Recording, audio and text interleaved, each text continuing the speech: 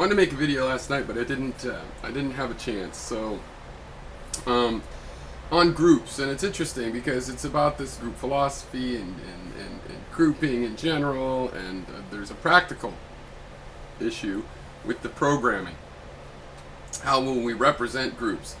And some people have a concern that by making a system for monitoring and and being in and everything with groups, that I'm enabling. Like, for example, say I make a group of the ethnic nationalists. Am I going to empower them? Or just the Nazis? If the Nazis had this kind of a tool, would that have empowered them? I mean, they got the power anyway. They had their little cocktails. They had their little Beirut party circle where they developed all this in secret. And the thing about this is I'm making a site for the public dialogue, and it all has to happen in public. And I think it's helpful to give a group tools where they clarify their opinion. Now, if it's a crazy opinion, it's like if somebody kind of vaguely has murderous tendencies, and they clarify their thoughts, they might find, hey, I have a murderous tendency, and I'm going to act on it. Okay. But it's far more dangerous for them to just run into other people they sort of sense have the murderous tendency and work on the clarity there. That makes it more likely they'll commit it than if they do it in public and this revelation happens in public, because they could probably also then have a chance of realizing, oh, and I don't want to be a murderer. So I don't think it's going to be a problem. There's also a tradition in skepticism. Sextus Empiricus, who wrote the Outlines of Pyrrhonism, he also wrote some of the main source material we have on the Stoics and Epicurus. And he wrote it, even though those were dogmatic philosophies that he criticized in Outlines of Pyrrhonism. When he wrote what the people said, he wrote it from their point of view in such a way that somebody who was a Stoic could read that and go, yeah, that's Stoicism. It wasn't a hit job like you get so often in history. There's a tradition in skepticism. If I create a site on skeptical rules, it'll be useful to people that are not skeptics. Okay, but I will have a little bit of my philosophy. I'll get to see my philosophy. Why? Because they'll be at a site where there's people that disagree with them, contra-dogmatists and skeptics and all kinds of people, also using the site. And that's sort of the tolerance. Skepticism does not make you one way or another in most respects. Like, you could believe in free will or you could not believe in free will. You could be an antinatalist. Where it stops you is at the point where you think that with 51% majority you could, push red buttons and bullshit like that. It's essentially relativist, right? So it does tend towards the tolerance and peacefulness of having your own ideas and putting them on the contest of the table, but when it comes down to a conflict, you're trying to avoid that. But even conflict, there can be no other resolution. If somebody wants to steal from me and have a philosophy of stealing and et cetera, there's a skeptical argument to physically protect your property.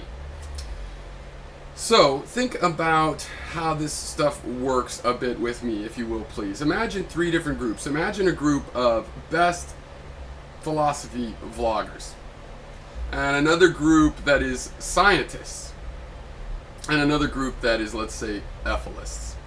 Okay, those are 3 very different kinds of groups in terms of how they're formed, right? So let's talk about the best philosophical vloggers for a second. That is a kudos type group, and people will want to be in that group, and the site will have a reason to want that. A user wants to come. Let's think of a new user wants to come and see people that at least someone or some system has identified as better than average, worth starting your browse with. So how do you do that? Well, generally there's a pretty obvious common sense way. You make a group. The group is a list, right? And you have that list in the database, and then you try to populate that list as objectively as you can. Something like best vlogger, that's an opinion. So you generally have a rating system and people rate.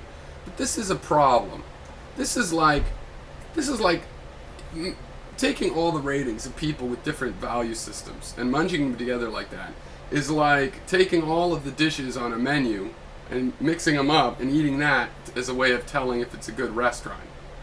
So, you can't collapse these multidimensional things into one number, if two people are going for different things, one person's judging by humor and another person's judging by, citations, you can't take the average between those. If two people are trying to go by citations, maybe you can average the difference.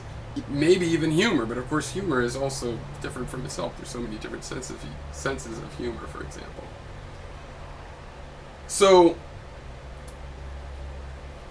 you can't really populate this list because you know that by having this average, you're definitely going to not match any individual. There might be conformists that come along and go, "Ooh, this is what the community likes. I like it too," and bend over backwards to pretend that. But even they have their own tastes and are just ignoring them because of a different part of their philosophy.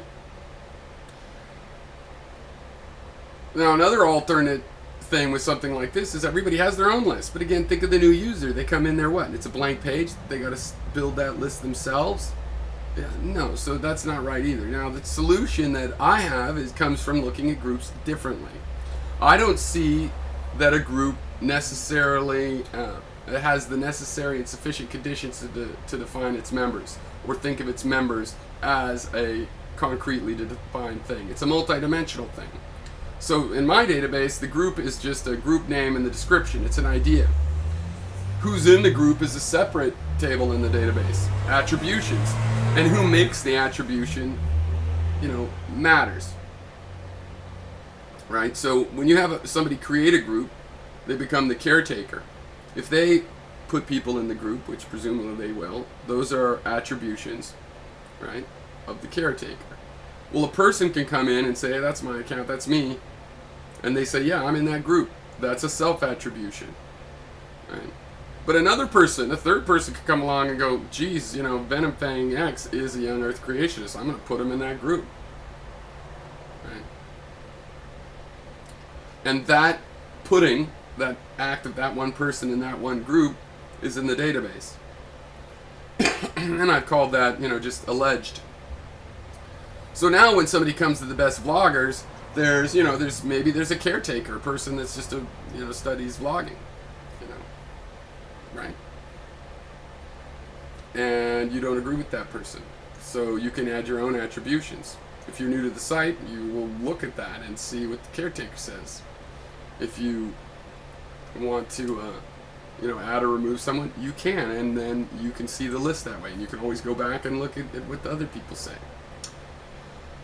Okay, what about more interesting groups like scientists? There's people that are scientists that have channels at YouTube. You can have a list with all of those people. Now this is interesting because you can self-attribute that because we have this official system of giving people pieces of paper that say that they're a scientist. Someone else can also put them in the list because we know that they got this PhD.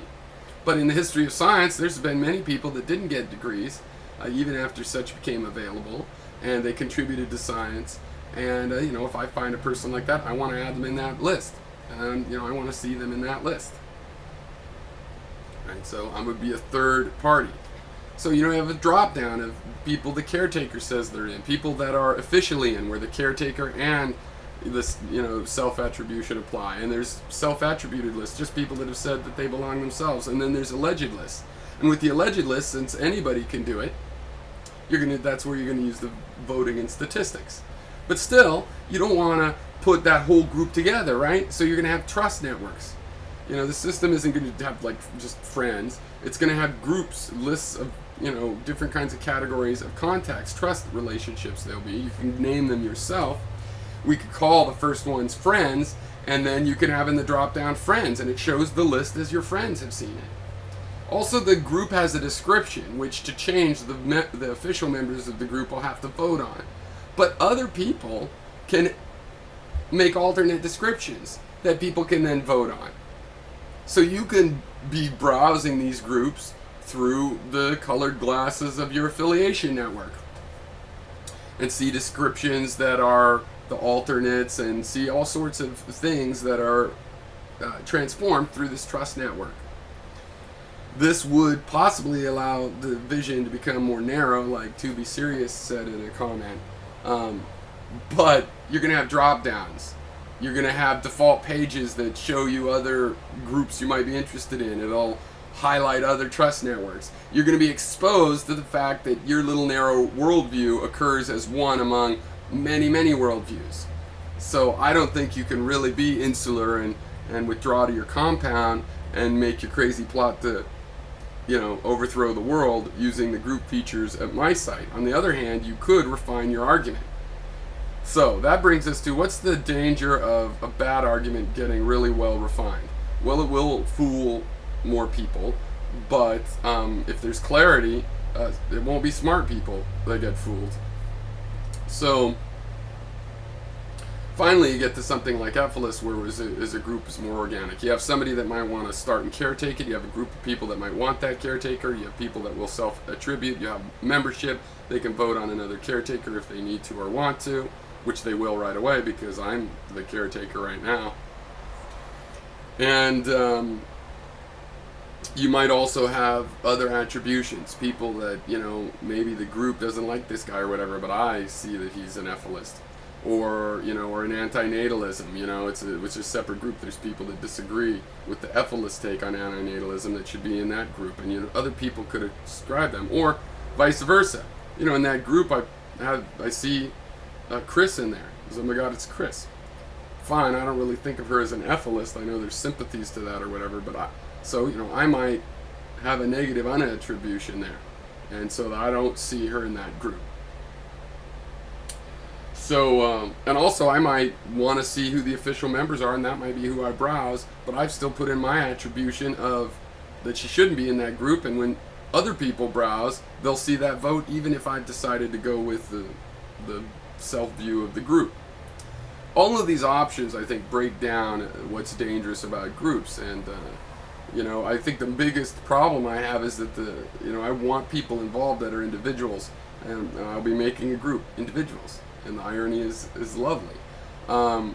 This is all about trying to get groups to have more healthy interactions. I believe that the cruelty of groups is not some fundamental law of physics. I think it has to do with that the way our psychologies are on the individual level after thousands of years of slavery and self-oppression.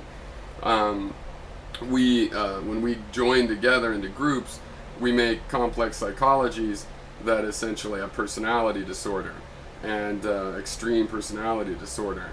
And you could see the components on the individual level, but individuals are actually seen to be much more healthy and in control of themselves than groups can be, which over time just always go wrong. I've never seen a group form that didn't go wrong and bad and sour and stagnate and become dogmatic and turn on each other and other people. But I think it can happen. I think that is similar to insanity in an individual when it's not, chemically caused, where, it's the thought pattern you let yourself have, and I think we can structure our communication such that we affect how the group is thinking, and we won't control its thoughts, but we can help it not have just this crazy kind of untracked dysfunction that we get from groups now. We can communicate, we can save time. I can post an answer to ephilism after all these years and say, well, there's my answer, and, unless somebody comes up with a new question, and it'll still feel present, not like it's just flowed into the past. But I do believe in free speech. I believe in helping the clarity of arguments of people I disagree with. It's an absolute goal of this website that it would be of service to any philosophy, really. And for negative philosophies that have a negative road to walk, it would simply be to shorten the length of that. I think that if somebody has some idea and it's just sort of half formed, like with ephilism, it's a depressive thing. They can't put their finger on exactly what they're feeling about it. They're still having that effect in their regular life, just out there diffuse, in the society. Better they should get together. Some of them will figure out and realize, oh, actually, and I was just sad about this. Or other people go, I didn't know, but wow, I believe this totally, and I want to be an activist in it. Whatever, the clarity helps us. Meanwhile, also people that have alternate views are able to benefit from having the contrast.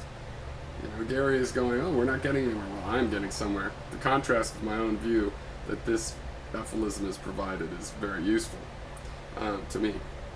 And so, it should always be more in public and in the public dialogue, and people, answer for it. And this quickens the experience. If let's use the ethnic nationalists. If somebody is prone to that idea, and actually potentially, actual dangerous idea, they're already prone to it, and it's already causing our society to be fucked up that it's all out there. If they come together, well, look, there's a couple options. One, there could be a group, and they find it, and in one day, one night, they discover years worth of thinking and knowledge and hours of stuff. And on my website would be designed for that. You'd find this map, you'd move around, and you wouldn't have to watch all of the videos in entirety if you didn't want to, because there'd be notes to go to the highlights. And in one night, you could discover this whole thought and even if you were seduced by it, it's like a one-night stand. Whereas if you spend 2 years and every day you look up a little bit of this and you go, oh, and you look up at the next thing and go, ah, and then you look up the next thing and go, oh yeah, I was called a racist once, and that's exactly how I felt. Oh, no. And it takes 2 years. And at the end you go, I see what it is. You're much more likely to feel invested. Like you need to have a marriage after a courtship like that. So just by making it shorter, we enable people to go on to the next step in their life. And the idea that they won't go through this step because you think it's a dangerous step, that's just not how it's going to work. They do go through this step. It's already happening. On the other hand, I had truly loathed groups in the past until I came to terms with what was really going on in nature. In my view, that explains some of this. And it made me more sympathetic to the fact that, groups are insane, but they don't have to be. And so I understand people that would think, ooh, by helping groups, this is going to make it worse, but I'm not. Okay.